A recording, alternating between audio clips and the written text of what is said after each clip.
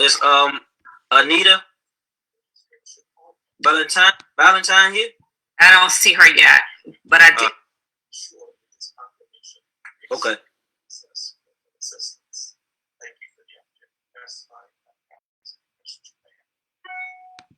Thank you so much. Somebody got a TV going on in the background. Thank you. There's bacon in here.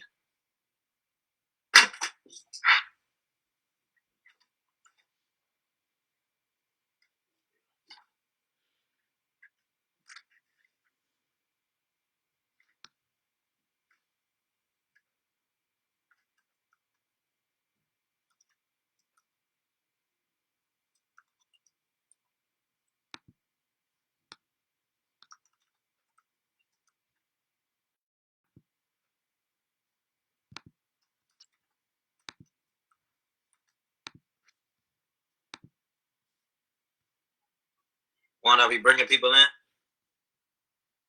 There are about 66 people that's in already. Okay. We also have people streaming live on Facebook already. All right, so guys, we're gonna get started in a few minutes. Give everyone a chance to join in. Commissioner Brown is whenever you're ready for the panelists. Please, you can promote them now. Okay.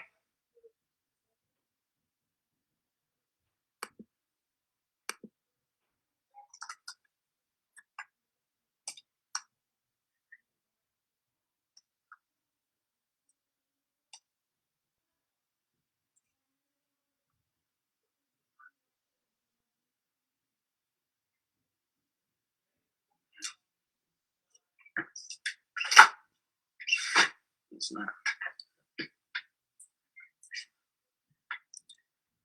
All right. Did the other parties join? I know we have Department of Housing or DD? DHCD. Thank you. Yeah. You're welcome. Thank you.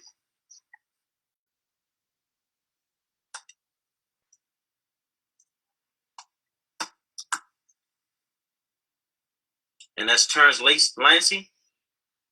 Laney. Okay, can you spell that for me real quick so I can correct it in my agenda? Sure. Yep.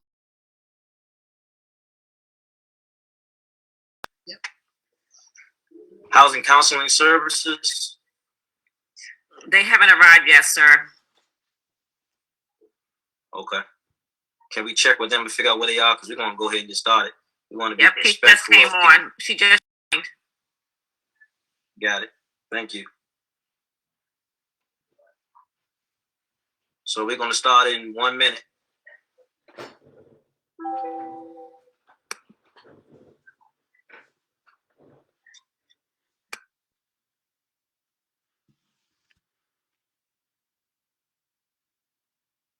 Good evening, everyone. Thanks for joining. I want to thank you all for your patience. My name is Trayon White. I serve as the council member right here in the Great Ward 8. Today is an opportunity for us all. For those who may not know, I'm assuming that you know you're on the Zoom, that there has been a number of concerns, conversations happening around the buy and sale of Congress Park, located in Congress Heights, right here in Ward 8.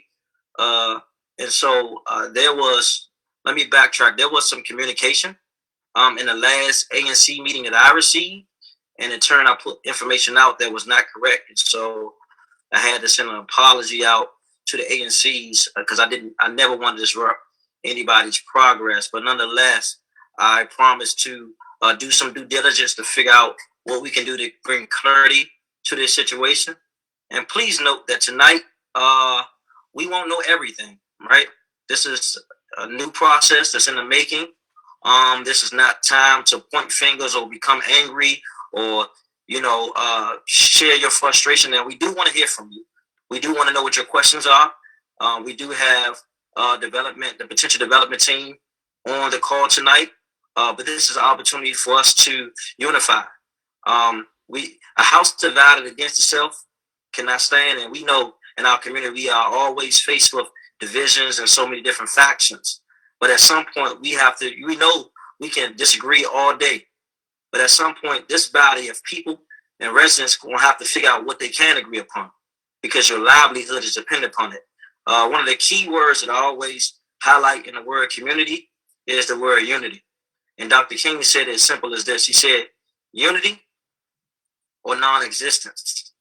I guess for me, over the last 4 years, being involved as a council member, we've had at least 4 or 5 purchases or potential purchases that invoke TOPA, which is the Tenant Opportunity to Purchase Act. I've been through several different processes, and I always try to let the residents decide, because at the end of the day, Trayon White, the person, don't live there. And so it's incumbent upon me to create healthy dialogue and conversations to let people be heard. And then you all have to huddle within yourself to figure out what it is that you want for your community. And sometimes you only get to strike one time. So you have to make sure that you all have the opportunity to get it right. Because, we get a lot of complaints from all neighborhoods, including Congress Park, about the living conditions, about the violence in the community, about, you name it, we get it. And so we know that something drastic has to change in the immediate to ensure that people are living in quality living situations. We're in the middle of a pandemic, and so we know the residents and people all over the world are facing some trying times. And so we have to lean on each other. We have to figure out a way to work through our differences, and we have to figure out a way to move forward. And this meeting is an opportunity to move forward. And we won't get all our questions answered tonight. There will be no voting tonight, none of that. But this is an opportunity to hear from the potential purchaser of the property, ask some questions, and then huddle back up to figure out next steps. And so I've done my due diligence and to try to create the platform to give you information. Because they say information is power, but no, you can have all the information you want, but if you do nothing with it, it lies dormant. So applied information is power. And so with that segue, I want to start off the meeting. That always happens. I want to start off the meeting by introducing the 2 advisory neighborhood commissioners on this particular property. I'm not sure if Kendall Simmons entered the room already, but if you can bring Kendall in the room, Wanda, if you see. Yeah, he's in. Yeah, I'm in Trey. I'm in the meeting. Okay, you can start off introducing yourself, brother. Hey, my name is Kendall Simmons. I'm the commissioner of Congress Park, 8E04. Nice to meet you guys. That's it. All right. Future screen. Okay. So we also are joined by another commissioner. Congress Park has 2 commissioners. Commissioner Shakita McBroom, are you here? Yes, Council, I'm here. How are you today? I'm well, and yourself? Thank you. Thank you for having me. I am Shakita McBroom. I'm, like you stated, one of the 2 commissioners that serve the Congress Park community. And thank you for having me. Thank you for joining us. Mm-hmm. I do let the commissioners know that we will be giving the residents an opportunity to ask questions to the potential developer later on the call. If you all want to be a part of that, you're welcome to be a part of that as well. We're going to ask that you, as you join the call, that you can put your questions in the chat component of the Zoom. And if you're on Facebook, you can put them on Facebook, because what we want to do in my office is keep a working document and a record of the questions and responses, because it's all about accountability along the way. And so, in full transparency, I have had the opportunity to talk to Darrell Green. He was a long-time friend of mine. I've been knowing Darrell Green for a long time. But nonetheless, I thought it was imperative that he and his company get an opportunity to share tonight. And so they will get an opportunity to share. Now, and I do want to say this because his company it hasn't purchased the property yet, and so there are some things they cannot share until the property is purchased. But they can talk about what their wishes are, what they want to do, and so I pressed him on that, and he agreed to come on tonight just to get some clarity. Because sometimes when you're frustrated in a living condition like this, and you're trying to figure out my next steps, it gets worse and worse as the anxiety builds up. And so I want to relieve some of that pressure and frustration tonight just to bring clarity on the situation. And so I want to start off with DHCD, Mr. Terrence Laney. The reason why I invited DHCD because they are the entity in which the tenant association, the resident student tenant association exercise their TOPA rights. In DC, we have the Tenant Opportunity to Purchase Act, and we also have DOPA, which we don't use a lot, but the government can come in, and it's called the District Opportunity to Purchase Act. And so I want Mr. Laney to talk about who he is in the agency and what's their involvement in this process to educate the residents. Absolutely. Councilmember, thank you so much for having DHCD here to talk with residents about the TOPA process. I'm Terrence Laney. I greet you on behalf of our director, Polly Donaldson at the Department of Housing and Community Development. I'm the administrator for the Rental Conversion and Sale Division. We're the division that administers the Tenant Opportunity to Purchase Act. And to give you just sort of a short answer on our role in the TOPA process is we're the referee, right? We are the repository agency for all the documents associated in the TOPA process. So when the tenants form a tenant association, they register that tenant association with our division. When a housing provider decides to sell the property, they provide tenants the contract, and also they provide DHCD with a copy of that contract. We keep all those documents, and we also monitor the timeline. So if you all have any sort of disputes about where a particular property is in the TOPA process, we keep the score basically for tenants and the sellers related to the TOPA process. I have a presentation, so I'll hold off on going.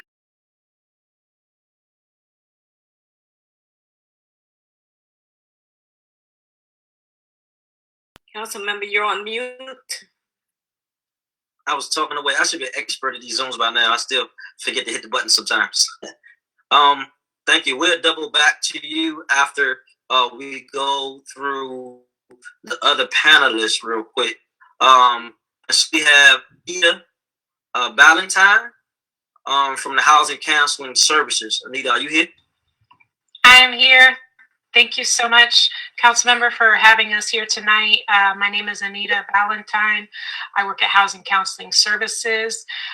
We are one of a few DHCD grantees who are charged with trying to help tenants who want assistance, understanding the TOPA process, understanding their rights, understanding their options, and helping tenants navigate that process.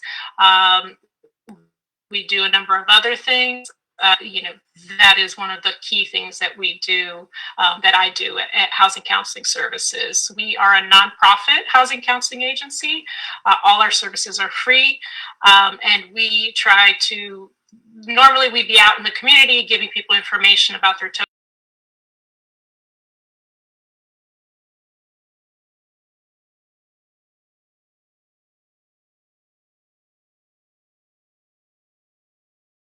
I've been a part of some of the meetings you all had, and you all met with the tenants and provided some legal counseling as they heard from the developers, correct? Do you all still actively do that?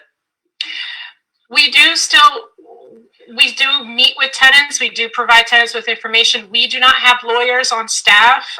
We do technical assistance, but we can, if tenants want to hire a lawyer, we can help connect tenants to all the different lawyers who do TOPA in the city, and tenants can choose a lawyer of their choosing. But we do still help tenants get organized and go through the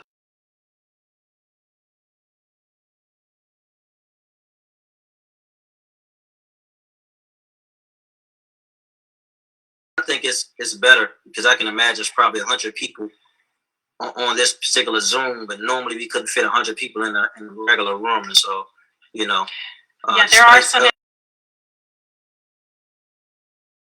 Thank you.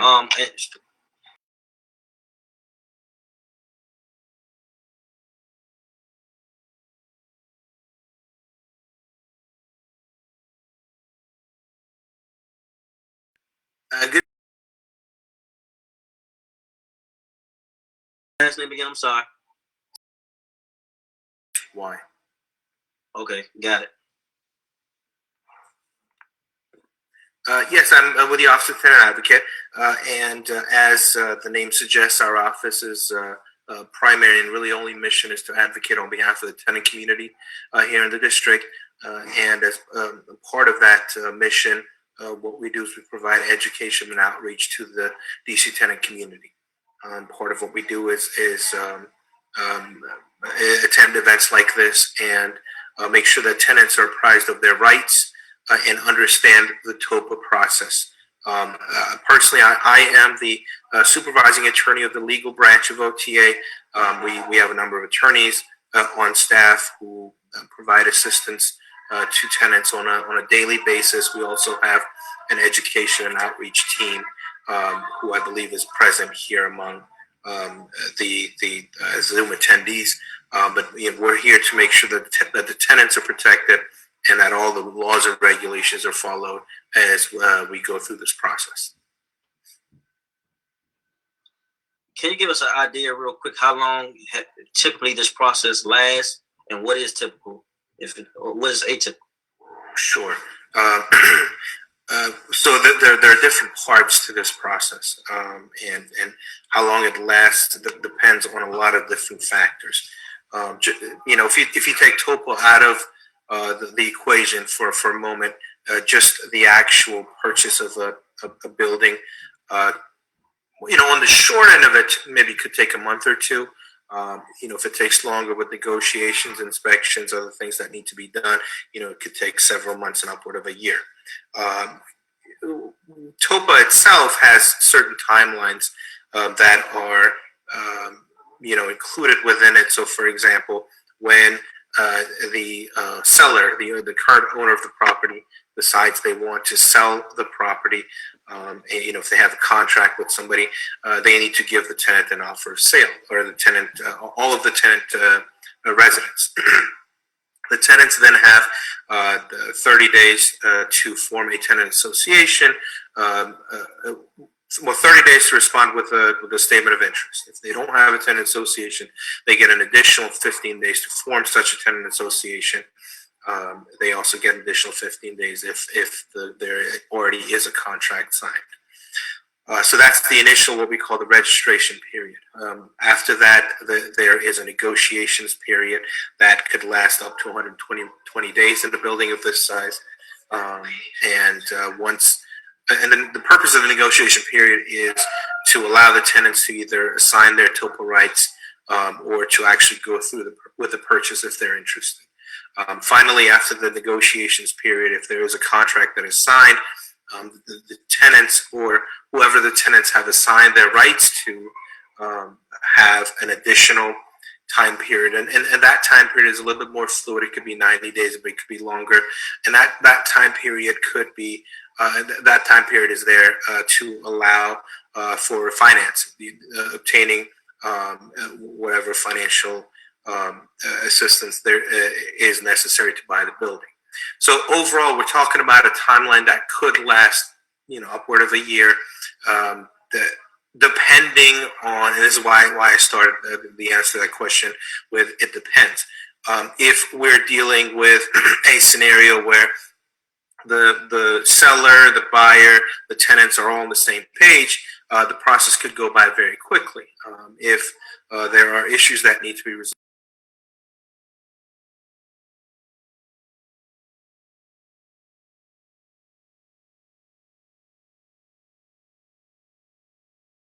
around, could you give us some historical facts about TOPA, how long it's been existing in the district, or the process of TOPA, and why would we even have TOPA rights in the district?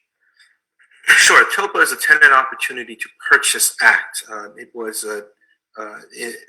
It existed in different forms in the district. It was codified in 2006, this version of the law, and has been in effect since then. It's been, it's been modified, by different provisions, and the basic purpose of it is to allow tenants to participate in the purchase of their home. If the home is actually, in the process of being sold, it is also there to allow tenants to avail themselves of the benefits of a sale, if they're not allowed or able to participate in the purchase themselves. So, for example, the tenants may assign their TOPA rights to somebody, whether that's the seller, whether that's a buyer, a third-party contractor, in exchange for any number of different types of consideration. It might be cash consideration. It might be reductions in rent or rent freezes. It might be remodeling or renovations that are done. So there are a number of different ways that the tenants can avail themselves of their TOPA rights. But the basic gist of it is that this is a law that's in place to give tenants additional protections and additional benefits when a building in which they reside is about to be sold. Thank you. I appreciate that. If you can stay on to answer any questions from the tenants, we appreciate Sure. that.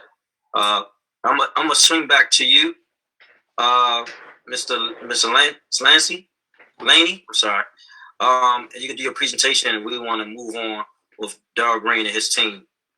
So if you can give him screen sharing abilities, I guess. Yes, and also, yeah. we're gonna everyone who's joined on, if you can put your questions in the chat, so we can get ready to start going through the questions. It'd be greatly appreciated. Thank you. Go ahead. Okay, thank you, Councilmember. Can you all see this screen? Yes. Okay, great. So I provided a copy of this presentation to Ms. Lockridge in case she wants to send it out to other folks who may need a copy as well. So if I go through it quickly, just know that you can request a copy, and we can go over any of the points on this slide if you have a question. So I provided contact information for our division. If you have additional follow-up questions, sometimes issues related to rental housing, landlord-tenant issues could come up in the TOPA process, and that may be an appropriate question for our rent administrator. I've included her contact information here as well, Lauren Pear. And so again, all this will be provided to y'all, and also a list of our partners who we work with to provide assistance to either owners who are selling their property or also tenants who are involved in the TOPA process. So we provided a list of those folks as well.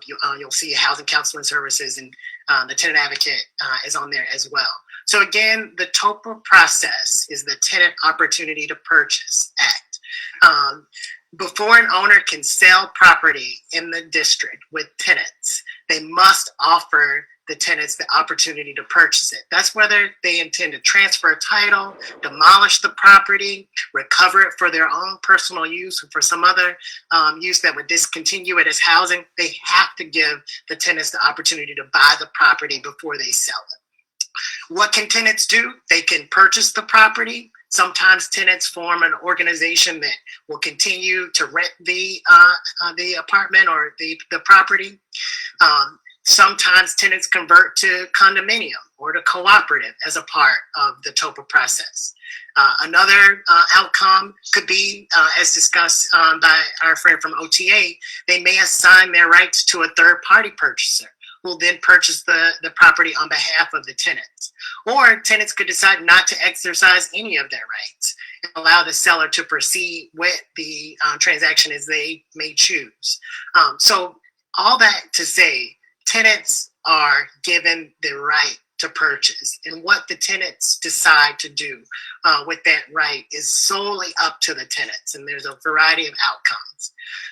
A tenant is anyone who has the right to be in possession of the housing accommodation. A lot of times, who is a tenant comes up in the TOPA process. And just know you don't have to have a lease agreement in the District of Columbia to be considered a tenant. If your lease has expired and you're on a month-to-month tenancy, you are still a tenant and you still can participate in the TOPA process. And the biggest misconception that we want to make sure that is cleared up is that once tenants receive a TOPA notice, it's not a notice to vacate.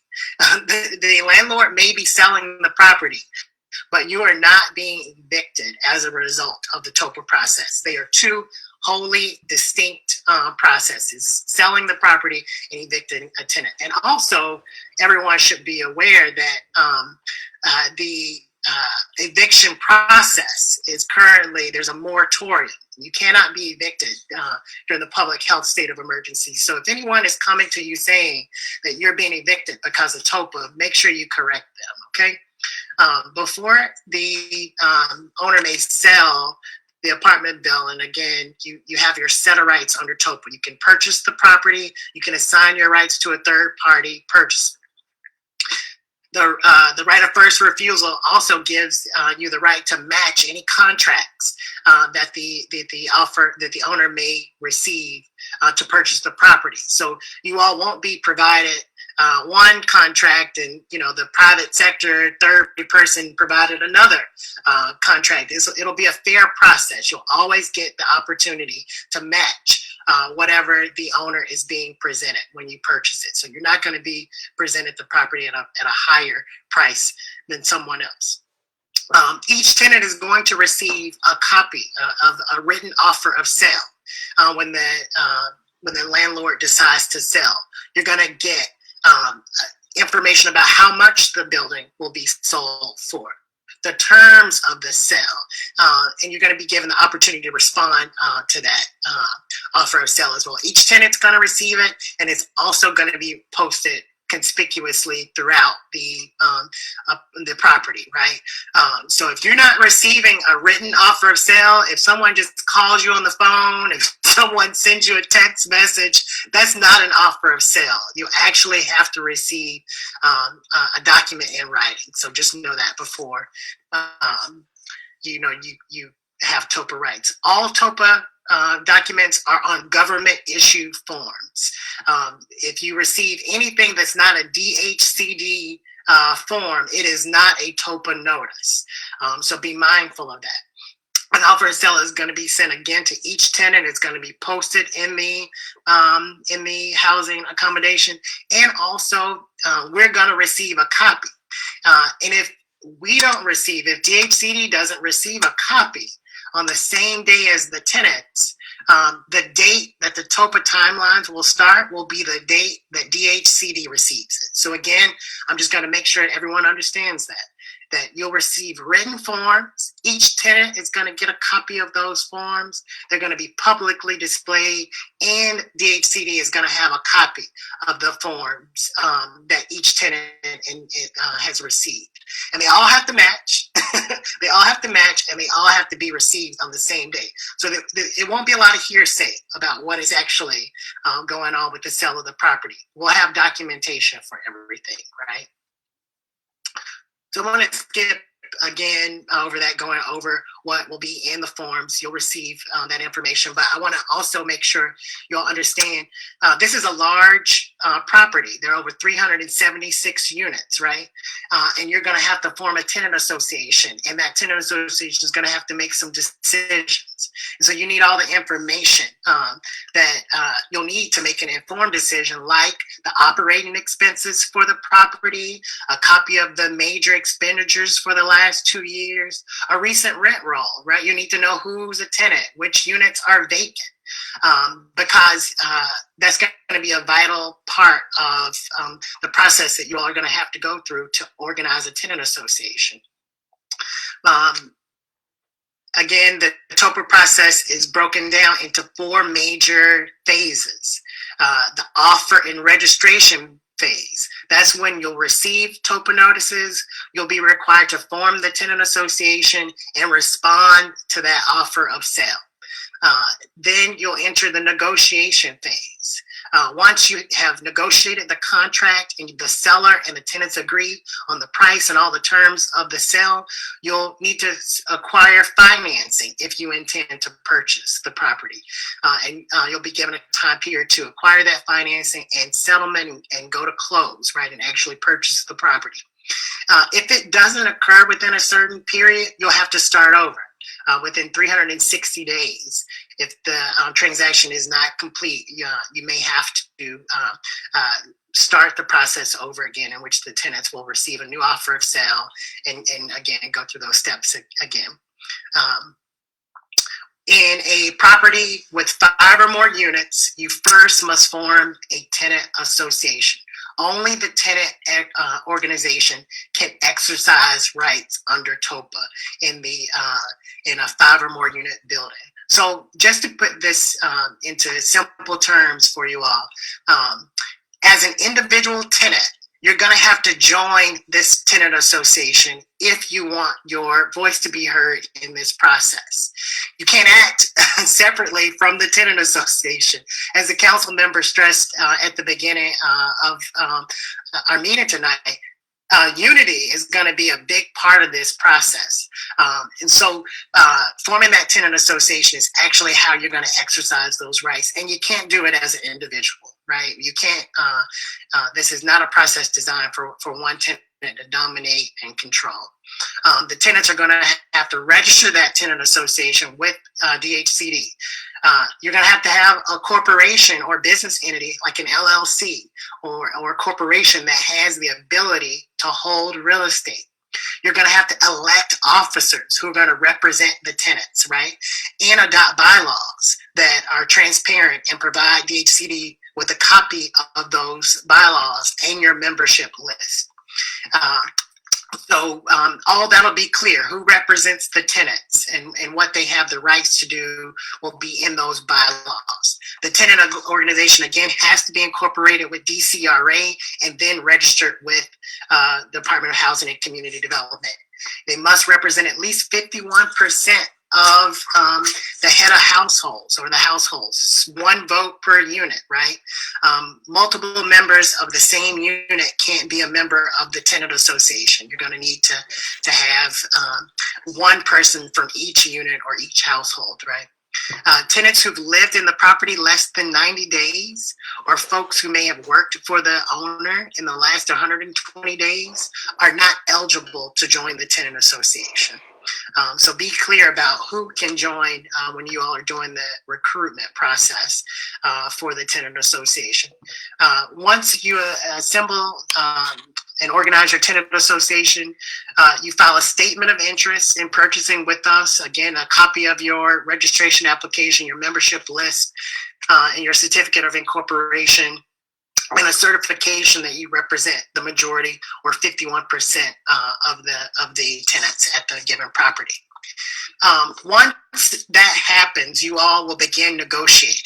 And the duty to bargain falls on the tenants, right? To bargain in good faith, it falls on both parties in this process. So good faith under TOPA is not exactly defined, but some of the things that you should be aware of is that the owner cannot offer the property at a price that is 10% less than what is offered to the tenants to someone else, right? So you're going to get a fair price. It shouldn't be something drastically higher than what is offered to a third party. The owner can ask you to provide your financial ability to pay or purchase the property in order to exercise your tenant rights. Sometimes you get questions about tenants, in their source of income or their, qualifications for subsidized housing or other kinds of concerns that sellers may have about whether the tenants can actually purchase the property, but that's not a concern in the TOPA process, right? Regardless of your ability to prove your ability to get financing, you're still entitled to rights under TOPA. And the owner can't require your tenants to settle at a shorter time, right? the timeline under TOPA is sometimes lengthy in comparison to other transactions in the private market, right? And so the seller can't require tenants to close shorter than the timelines allowed under TOPA. And so I want to make sure you understand you can't waive your TOPA rights. You can't decline to receive TOPA notices. You can't sort of give up this right without actually going through the process. Tenants, again, should always seek independent advice before you sign anything. Make sure you get some folks who have no interest in this TOPA transaction to look over any documents before you sign them. Once tenants assign their rights, you can assign it for whatever consideration you deem acceptable. Our colleague from Amir from OTA explained that tenants could negotiate certain repairs to the property, rent freezes, cash payments, all sorts of things can be considered in exchange for your TOPA rights. But again, before you make any agreement, make sure you seek independent advice before you sign anything. And if the property were to foreclose, I don't believe this is the case, but if the property were to foreclose, the TOPA process would not apply. Another important thing, and I want to make sure I drill this home for the time being, that due to the public health state of emergency, the timelines under TOPA are tolled. That basically means they're paused. So right now, if you receive a TOPA notice, you have no pressure to act until 30 days after the state of emergency has been lifted. Because if you think about how this process is going to unfold, you'll receive a TOPA notice, and as a tenant, you're going to need to go sometimes door to door talking to your neighbors about joining a tenant association. You all may have to host tenant meetings to discuss officers for your tenant association, elect those officers. Sometimes folks are challenged around using Zoom or telephones. So the reason for the tolling is that we don't want tenants to be put in a situation where you're going to have to compromise your health and safety in order to exercise your TOPA rights. So that's the reason behind the dates being tolled under the state of emergency. So if you receive a TOPA notice today, again, you do not have to act because of the state of emergency. And the date that the timelines will start will be 30 days after the state of emergency has been lifted, okay? So again, and I'll wrap this up. The timeline for TOPA follows this way. Once you receive a TOPA notice, you're going to have between 30 to 45 days to form that tenant association. If there's already a tenant association, you'll have 30 days to respond to the notice. If you need to form a new tenant association, you'll have 45 days to form that tenant association. So if there's already a tenant association at the property that's ready to go and represents today the majority of tenants, you can respond to that offer. But if you need that time, you'll be given that additional 40 days. Now again, that starts on the date that DHCD and the tenants receive your offer of sale or your first TOPA notice. And again, that 30 days won't begin until 30 days after the state of emergency. And then once we finish the offer and registration period for your tenant association, you'll then move into a 120-day negotiation period in which you're working and having discussions with the seller about purchasing the property or assigning your rights with another entity or a third party. If you all have to request information such as building plans, your expenditures for the last 2 years, copies of your rent rolls, and other information about the property, for each day that the landlord or seller delays in providing you that information, you'll receive an additional day in that negotiation period. Because again, in order for you all as tenants to exercise your rights, you're going to need to everything about this property so that you can make an informed decision. Once you all agree on the terms of the sale, you'll enter your negotiation period, right? This is when you actually have a contract to purchase the property. And the contract is bona fide, you're ready to go. You'll take that contract and try to secure financing, right? I know that the Department of Housing has the Preservation Fund and other sources of funding for tenants, and also the private sector, has unlimited opportunities to get financing to purchase property as well. So you'll all have to figure out how you may finance this property. If you're going to form a cooperative or convert to condominium, there may be different things to consider, but you'll have 120 days, or if you're forming a co-op, 180 days to secure financing. And it could be extended. If you have a statement from a lender saying that they need additional time to underwrite the loan, sometimes these properties and the purchase of the properties can be quite complicated, and the bank may require additional time to secure the financing for you all. So there could be several extensions there. And then finally, if from the date that you received the original TOPA notice or offer of sale, if a 360 days goes by, almost a year goes by, and you all have not closed, if the process is not complete, you could be required to start over. So if I could just wrap it up really quick, I want to again sort of give some highlights. I'm sorry, Councilmember. Don't sign any documents without consulting anybody, right? If someone knocks on your door asking you to sign something, do not sign it without showing that to somebody and going over that and making sure you understand it. If you receive an offer of sale or that comes by certified mail or any documents related to TOPA, make sure you're claiming this mail, making sure that you've been served and you've received what you're supposed to be, or supposed to receive. If you speak a different language like Spanish, the document should be provided to you in the language that you're most proficient in. So if there are language issues, they should be taken into consideration. The owner again can decide. I don't know if you all have received your TOPA notice yet, but the owner may provide you that offer of sale before they secure a third-party contract or after they secure the third-party contract. So it could be before or after. And again, you cannot waive your right to receive TOPA notices or your offer of sale. And just to end it again, do not sign anything or agree to anything until you receive some kind of independent advice. That is the biggest takeaway that I want to leave you all with tonight. So again, thank you, Councilmember, for allowing me to share. I think I went over, but I want to make sure folks have much information.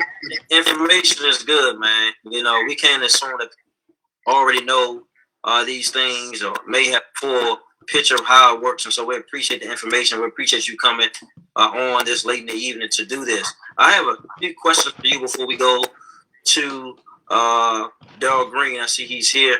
One of the things I saw, I wanted to ask, who is responsible for the appraisal of the property? For the purchase of the appraisal? Right. So when the seller offers the property, they will have to list the sale price. And how they determine that sales price is up to the seller, right? It should be reasonable. It should be a bona fide offer, right? For a 376 unit property in a very desirable neighborhood. The price should be reasonable based on what the market will bear. If the tenants dispute that sales price, they could request the mayor appoint an appraiser. And so what we would go. The reason why I asked because I've seen some of these processes prolonged because the seller is saying worth this amount, and whoever the purchase is saying it's worth this amount. They can't come to an agreement about what's what. I didn't know if the DHCD intervened in that at all. So I think that was a great answer to let the residents know. Also, my second question is around deed in lieu, because I've seen that another property tried to circumvent the TOPA process by doing a deed in lieu from an owner to another owner. Have you all been through this or addressed that or saw this before as well? Seen this before as well? Some transfers, some sales are exempt from TOPA. And so if there's a list of exemptions to that, if you're you can do what's called an in vivos transfer. So if I'm a parent and I want to transfer to my child, what I can do is do a notice of transfer and not deem that as a sale. This is me giving the property to my heir, right? Or I could transfer the property from my name as an individual to an LLC that I'm the owner of, right? So certain types of transfers are exempt from the process, and the tenants may receive a notice of transfer. The tenants at that particular property can challenge that, right? So if the seller is representing to us that this is not a sale, and the tenants challenge that, we can investigate that to make sure that it is indeed not a sale, and we can look into that and make sure tenants get TOPA if they're entitled to TOPA. Thank you. I appreciate that. And so we're going to move right along. We're joined by Darrell Green, who really needs no introduction if you've been in this area at any point in time. I've known him for a long time. He actually has a business in Ward 8 for over 20 years that I know in Ward 8, and have done a number of projects and programs in the community around youth services all across the country. And I think that he comes from a good place. But again, this is not about me. It's not about Darrell Green. It's not about standard communities or HOM. It's about the residents. And so what I did, I asked him, your phone. Your phone. What I did was we can have an open dialogue of where they are in this process. He assured me that if you all can mute your phone, whoever's phone is not, please. So thank you. And so he assured me he'd do his best to try to answer as many questions as he can. And please note that the property has not been purchased yet. And so there may be some legalities that he can't say at this moment, but we will have follow-up. And I think that everything is about accountability and follow-up. And I'll assure you with my leadership that we'll be truly transparent and forthcoming with anything involving this project to ensure that the residents are priority in this project. And so I'm going to digress, and I'm going to turn it over to Mr. Darrell Green for introduction. Councilman, thank you so much this evening. Good evening to everybody. I'm humbled to be on here. I am a Washingtonian. Yeah, I've been here 37 years. So I married a girl from D.C. I played for that team they don't call the Redskins anymore. So I am a Washingtonian, and I'm grateful to be on here. This is my community. This is my family. I want to thank you for bringing this together. This is beyond what I've ever seen. This is at another level. You got the big horses on the phone, and I don't remember everybody's name because I was changing from iPad phone to iPad, and I got on late. But that gentleman that just spoke and the other gentleman, I was just very impressed with that I got some knowledge out of that. I have been in the Learning Center, nonprofit, helping communities, starting at where was I started? Franklin Commons in Northeast and Washington View and different places over the years with my youth programs. And then I got into the Trusted Solutions Group. We hired I probably hired more returning citizens than anybody in the city over the years. I don't say that for pride, but I'm grateful for that and working with youth and working with gentlemen and ladies. About 5 or so years ago, I got involved in this side of the world, which is everything that I do kind of keeps me within a certain DNA, a certain focus, and I'm humbled about that. And with the Darrell Green Enterprises company, and then my company partnering with Standard, and we obviously do have some other communities. Some of you may be familiar with, like Fort Chaplain, another mega-sized and historic community, very important to the heartbeat of this city. And and I'll just go and take it one step further. For me, I'm talking about for me, when my mom was in these situations, we were interested in, the roaches and the rats. We were interested in, will our water turn on? Will our water be hot? Will we be warm? Will we be cold?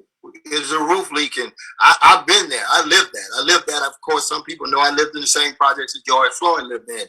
So I was very pleased to participate in this opportunity. I didn't know about this. I didn't know that how the TOPA law, that gentleman just laid it out, gave me more knowledge.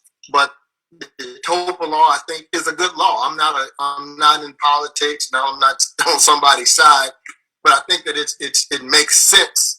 And the process can be tedious, but the process done right, I have seen, at least in my opinion, people have become happy. People have been in these situations and they live there, like in Franklin Commons, where their grandmother and their great grandmother and the daughter and the great grandson, they all live there, and it could have been throughout those whole years, and nobody ever came like I did in my house 20 years ago, which was last year, I think, put a new roof on and new air conditioning.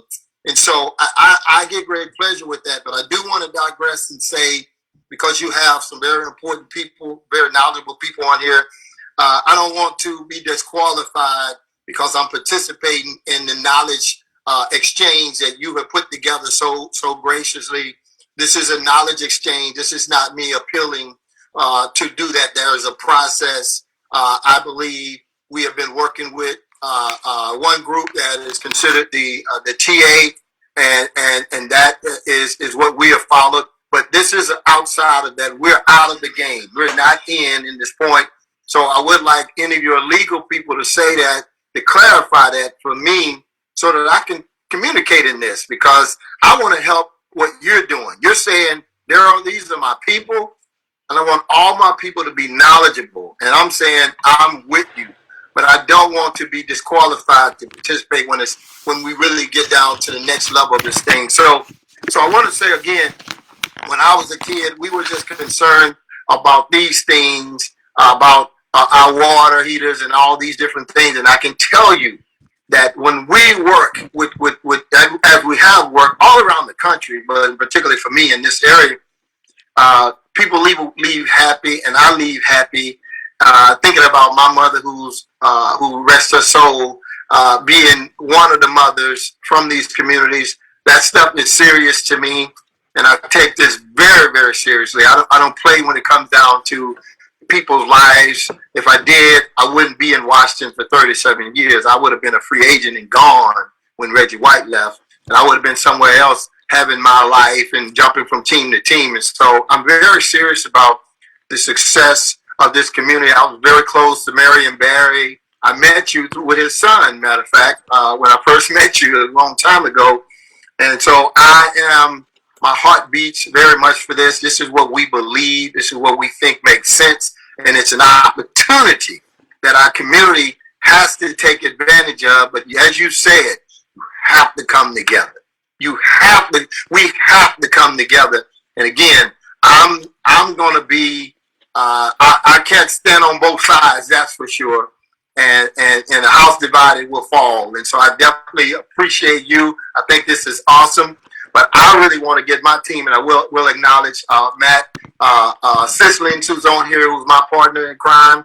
And we want to get involved in the next stage to be able to really show what we can do and make this community the proud community that I've tried to make it through social and spiritual and moral development, to make it in the physical success that we do spiritually and morally and socially. And so I'm looking forward to that. Any questions that we can ask me and my team, answer me and my team. But we are humbled to be a part of this. We have worked with Ms. McBroom and her team, and we will I hope we get to keep working with them, but we are going to move forward either way, because this is an important project to me both personally and professionally. So again, I thank you. I would like to hear from the gentleman that has spoke, so that he can let me know that Darrell, you're out of line, man. Flag, penalty. I don't want to be penalized. So that's it for me, sir. And I'm here. Me and my team, we're here for the rest of the evening. So I guess for me, I heard about this project potentially being sold about 3 weeks ago, 2.5, 3 weeks ago, and I heard your name come up. And I called you. The first thing I asked, if you want to get this property, will the residents' rent go up? I think you remember me asking you that. Yeah. And what was your response? I said absolutely not. So anybody who's in these residents, our company will not raise your rents. This is not a raise your rent. This is not a gentrification thing. I wouldn't be in it, and I've been in it for a long time. So no. People, sleep tonight. Your rent ain't gonna be raised. You won't be moved if we're involved in this. Now, that's what I'm telling you. And so, Wanda, I can't see the questions, but I guess one of the simple questions that must be asked is, have you and your partners purchased the property yet? No, sir. No, sir. You heard the gentleman earlier. There's a process, and we were just in the middle of that. The Tenant Association has a step to do. That's what I'm saying. I don't want to be penalized. I do not want to get the cart before the horse. But the process, in our opinion, was in process. We had a very brief introduction to our team, and we were waiting on the next. We were waiting to be invited to the next one. Out of my relationship with you, and out of your vision for a broader scope and bringing the community together, I submit to your leadership and came on, but we there's a process that I'm really that is to be done. And the gentleman, again, sir, I applaud you. You laid it out, and I hope the tenants follow you, whether we win it or not. That gentleman, Councilman, you brought the horses today, brother. You brought the horses, and the tenants, I hope, are listening and paying attention and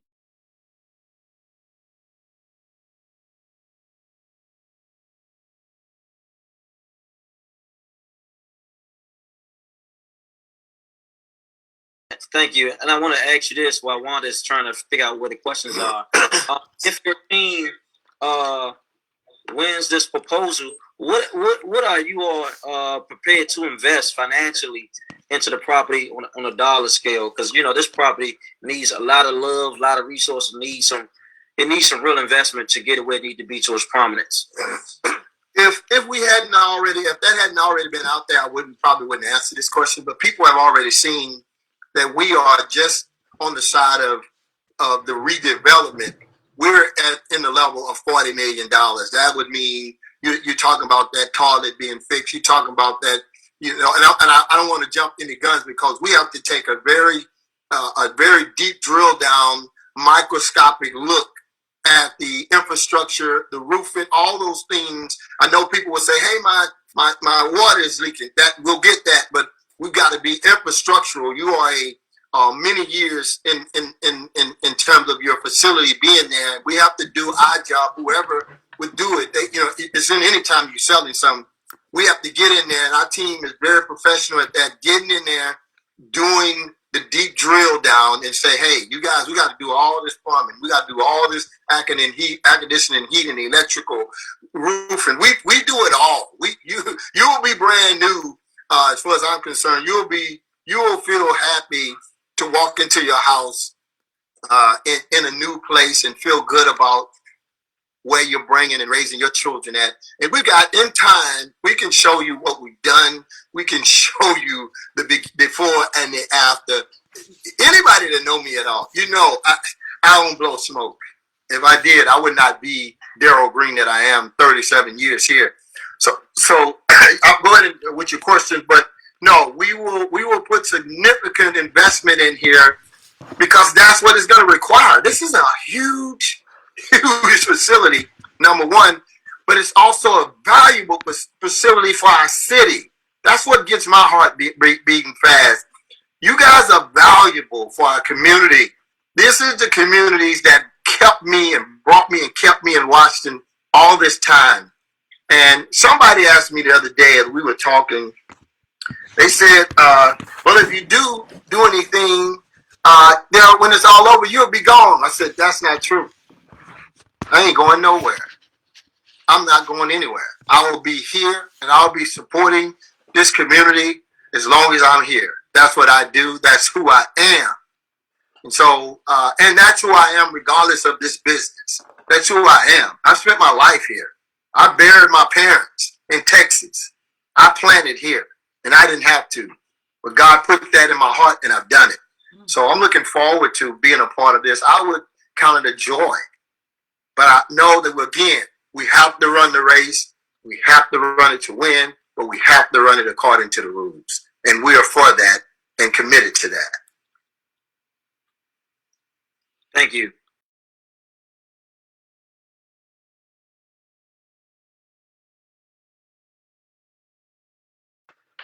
I'm looking at some questions here. How many people from the community would be able to gain employment if the process was to proceed? Two things. Councilman, will you let Matt Sisling in so he can communicate? But I will answer that. I'm sorry, what's the last name? Sislen. Sisling. Okay. I will say this, that as I said, the process is such that you have job fairs, you have business fairs, because, there may be someone can be a GC, there may be someone that have business, but all of that, we got history. We can show you that we do that. We have job fairs, we have meetings, and people get the fair opportunity to present themselves in such a way that they can help participate, they can help make, at the end of the day, you want the thing done right. So we're not going to get my buddy, my brother Pookie, and my brother really named is Pookie, so I can say that. We're not going to have my brother Pookie, that's Terry, is his real name. We don't have Pookie because he's my brother. We're going to have him because he's qualified, because you want your sink to run, you want your toilet to flush, and it's not just that my brother got to do it and he didn't know what he was doing. So we will have all of those communications. We're a little bit ahead of ourselves, but absolutely all of those processes, we have done it in the past. We have job fairs and meetings with people that they will have every chance. And trust me, the councilman ain't going to let us get away with it anyway. So we wouldn't want to get away with it, but we'll follow that. We can follow that. We'll follow that rule. Is that first name Loren? Loren? No, Matt. Matt, are you there, Matt? Oh, Matt, I see him now. He's coming in. Matt. 117 people in the Zoom and a couple of more on Facebook. We want you to submit your questions. I applaud you for that. It's Matt in. We want to continue with the questions. We on some time constraints with the Zoom, so we got to keep I filing. grew up in Washington, D.C. I saw firsthand the investment into the youth as well as the process that was used to renovate the property. What is the process that your company has in mind in regards to the renovation process? Will the process place any hardship on the residents? Historically, our residents don't even move. There's a particular amount of your residents that are probably not filled. There's a certain level of vacancy. We normally tighten those up. Then people, if they have to, they move to those. Otherwise, we come into your house, even if you're there, and we'll work that room and that room and make it. We've done this. This isn't our first rodeo. I'm very impressed with how we go about that process. Matt, unmute yourself and interject if you like to, but absolutely, ma'am, we do a good job, a solid job of trying to keep life at its most normal place. At worst case scenario, I remember at one point we thought we would have to move some people to another apartment complex that we had. Did not happen. We were able to work it out, but we're with you. We're not. Remember, the TOPA allows you to be a partner. You actually become partnering with us. We have dialogue with you as often as you like to, so that we can collectively get where we need to be. Obviously, we have some say because we're professionals. We're doing this, but with all due respect, we listen to you and we try to collectively move ourselves. You know, the councilman and I was talking the other day. We were talking about leadership. I'm talking about people being leaders, and leaders bring people together. That's very key. We don't want to come to you and the TOPA law allows you to do something, and then we come in and create a bunch of crap. It ain't gonna happen. Not with us. So the process is such that we interact with you pretty regularly, and we let you know where we are. They said something about don't sign anything without having counsel. We don't do things. We always have our conversations and meetings and keep you up to date on a regular basis. Councilman, where's our guy Matt? I see he's on mute. Can y'all let him in? He should be able to. He's definitely in. Matt, where you at, Matt? Introduce yourself.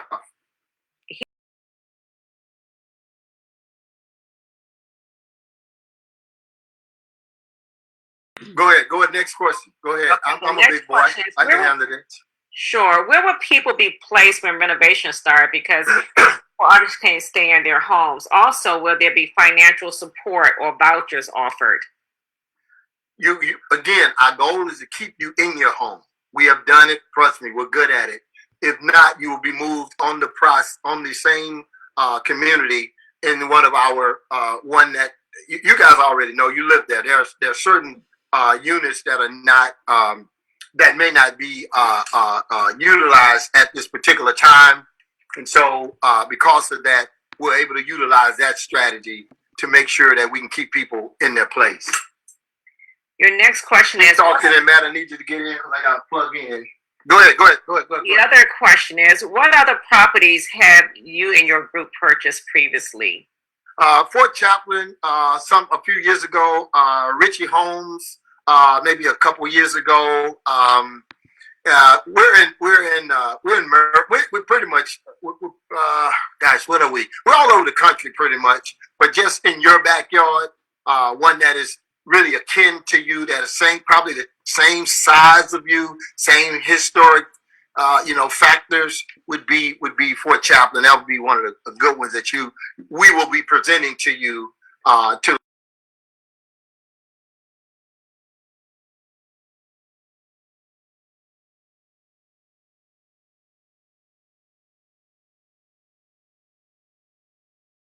His mic is now off, but I see that. What in the world? Well, if you don't mind, I can share another question with you. Go ahead and go. If your company buys the property, what would you be willing to invest into the residents? I'm going to mute and scream up and tell my wife to bring my plug. Hold on. Okay, not a problem.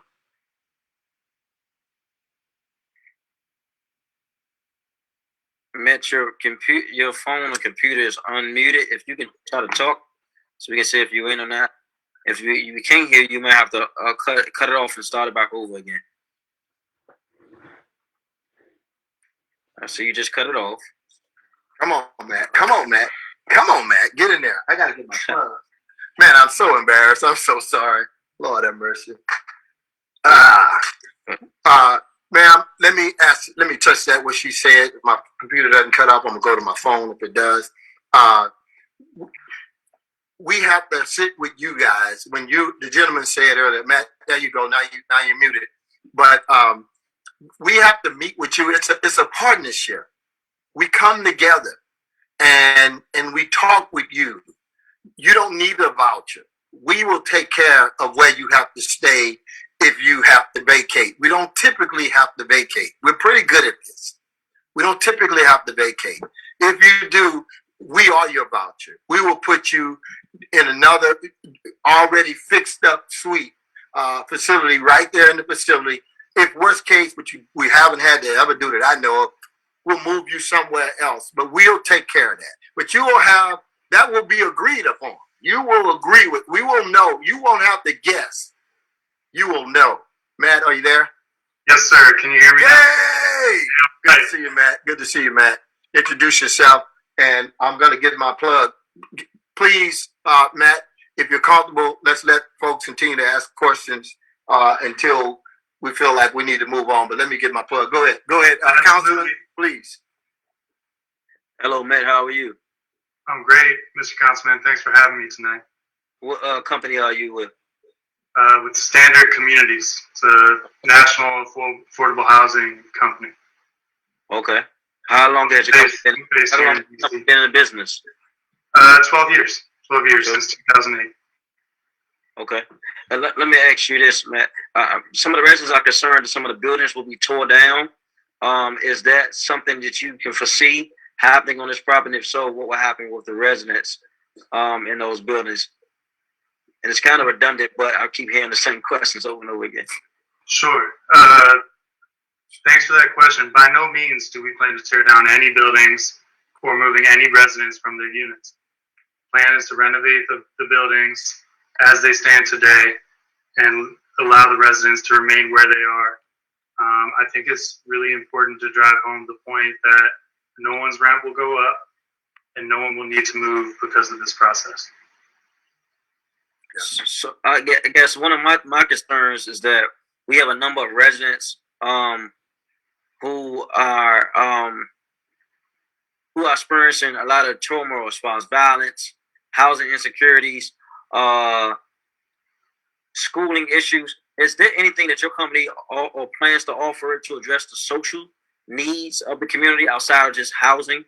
Because that's very important.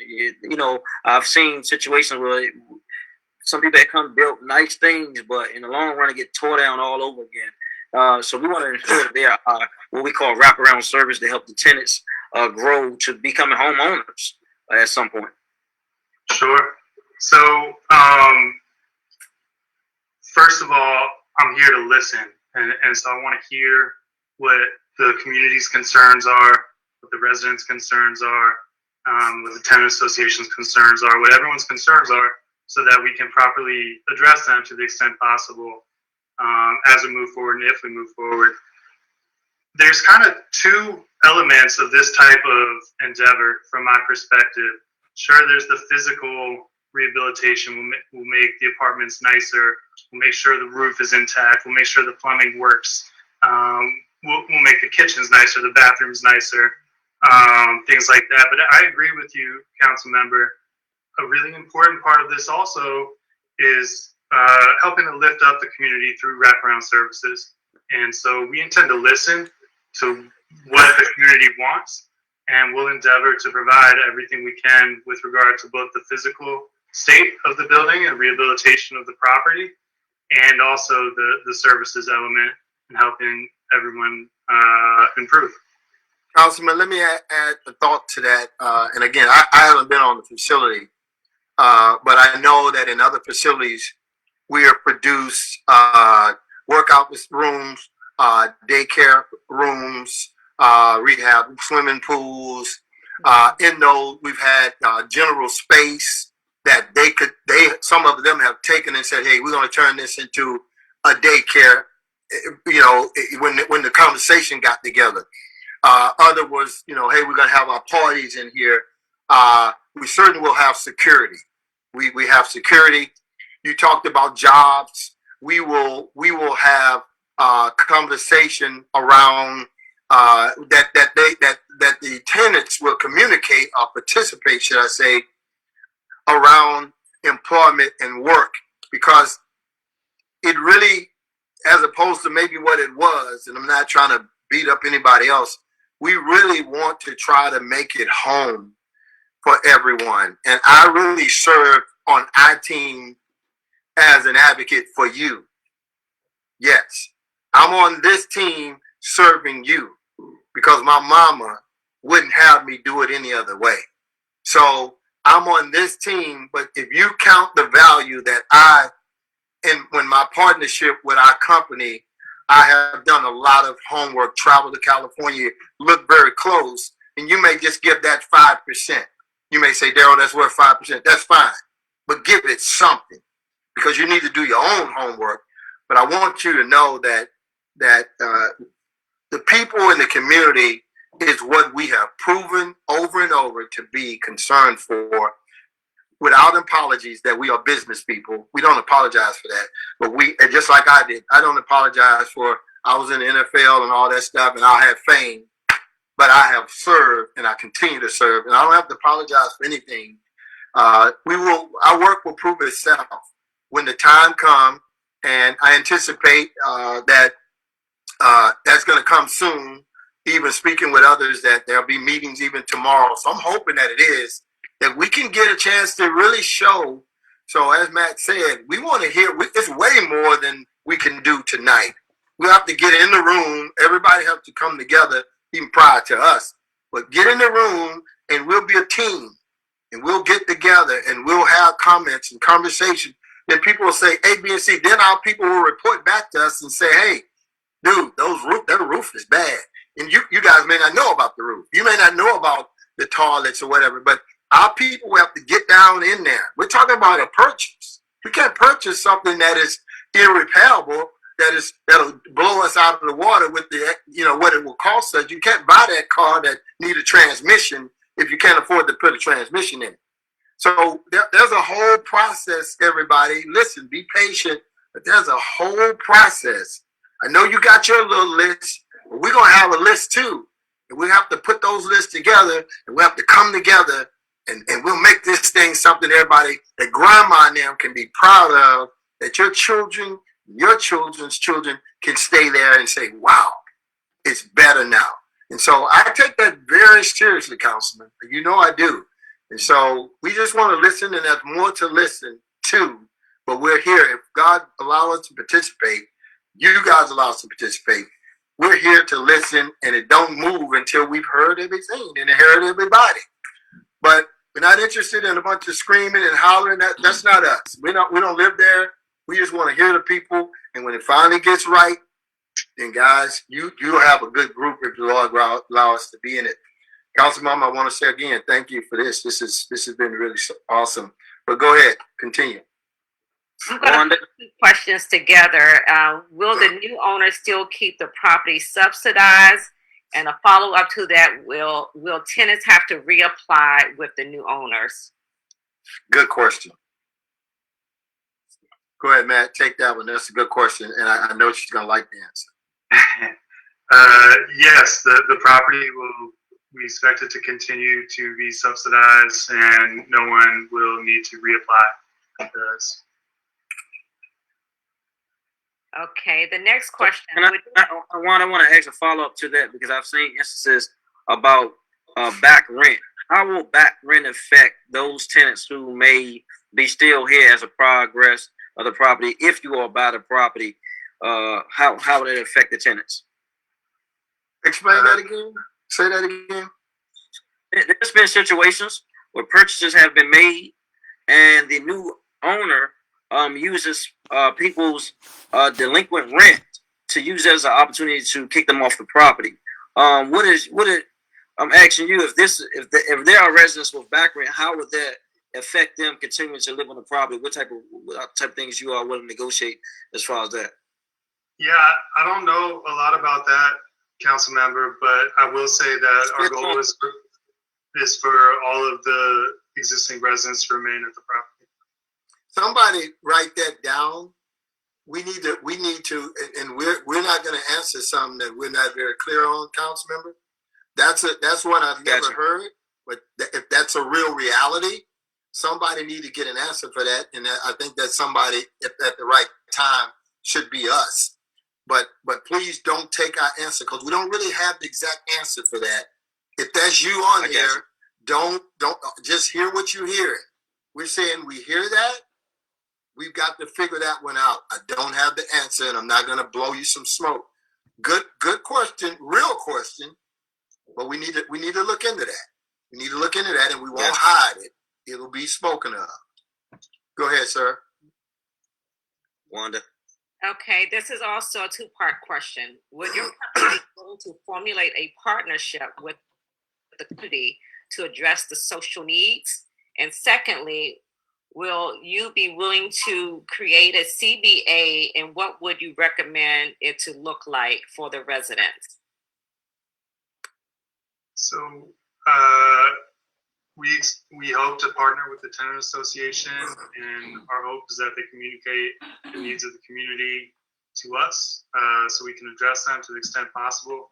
We don't have a magic wand, but we will do the best we can. I missed the second part of the question.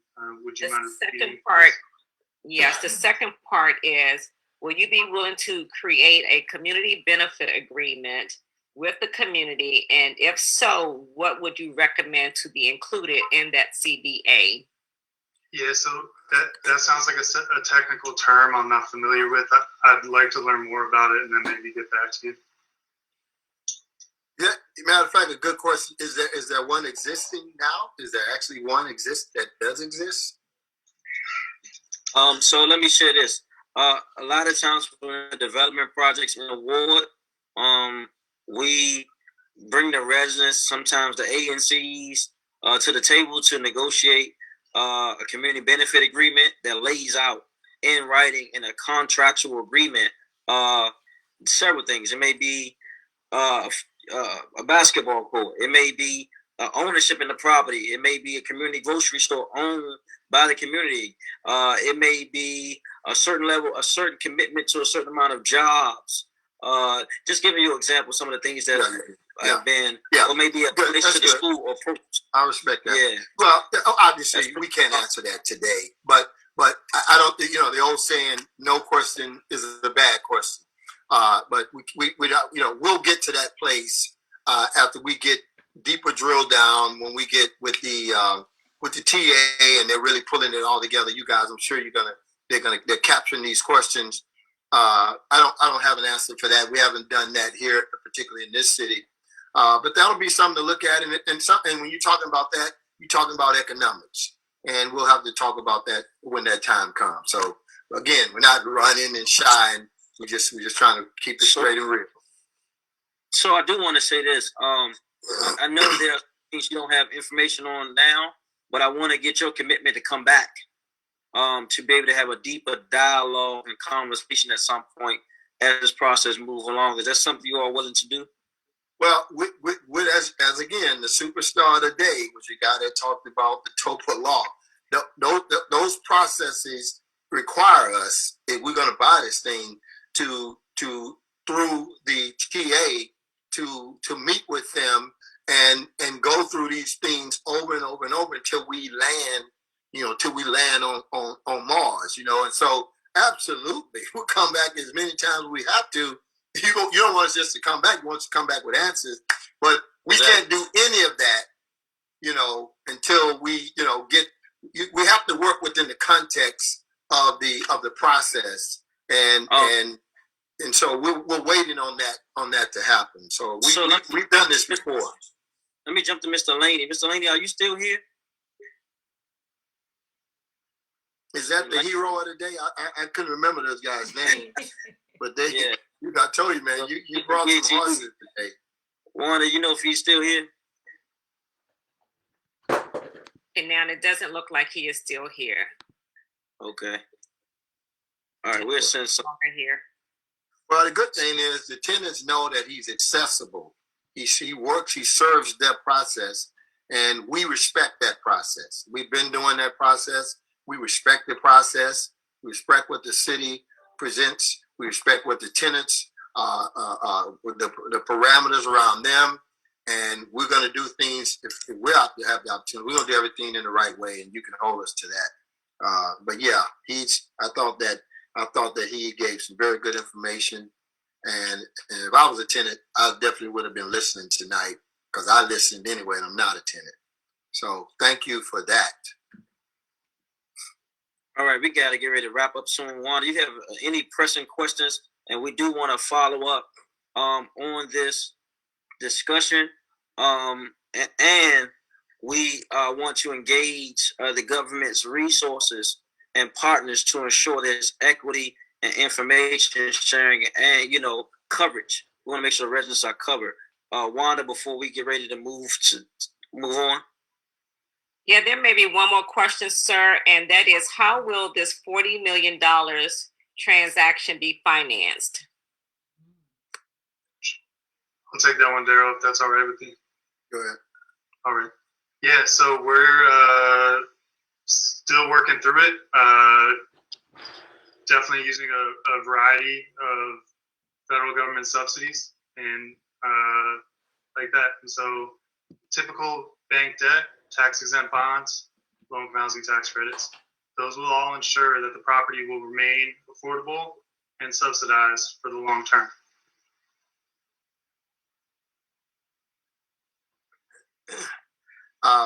I would like to overstep my bounds a little bit and just say that we hope that the Tenant Association will have their meeting tomorrow because we want to get started.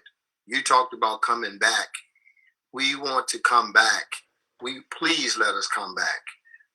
But we want to do it in such a way that it will really, that then there's an accountability in it. We're into the yoke of where accountability starts, where when we're talking and now we start to move the ball down the field, that's where we want to be. And you'll see that we know what we're doing. We've done it before. You won't be disappointed. But I know that we can't just continue to do, broad-based scope communication without having some, because this whole saying, what you say can't be held against you. We want this stuff to count.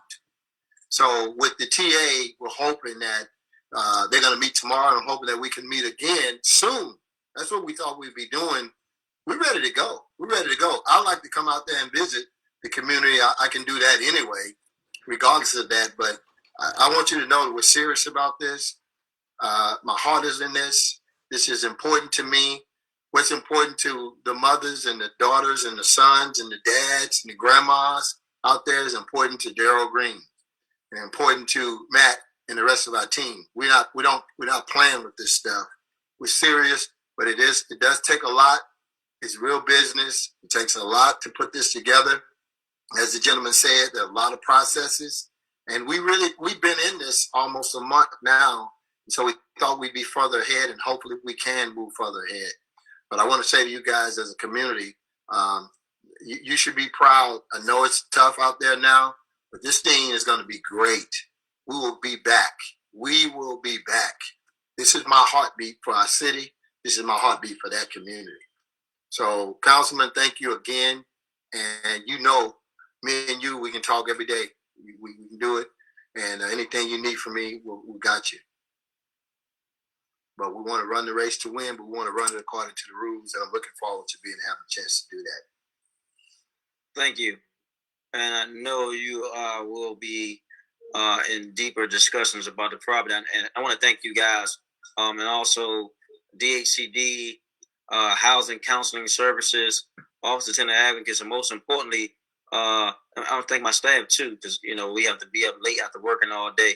And I want to thank the residents. We may not get all our questions answered tonight, but we wanted to start the dialogue and full transparency as you move along. And I think that in good spirits, some questions that didn't get answered before got answered tonight.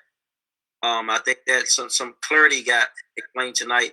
I think that this is the beginning of the residents putting their mind around what to do to unify to get them to the finish line. As I said before, we know what we can disagree on. We have disagreements every day, but we have to figure out as a community, as tenants and residents in this ward, what we can agree upon.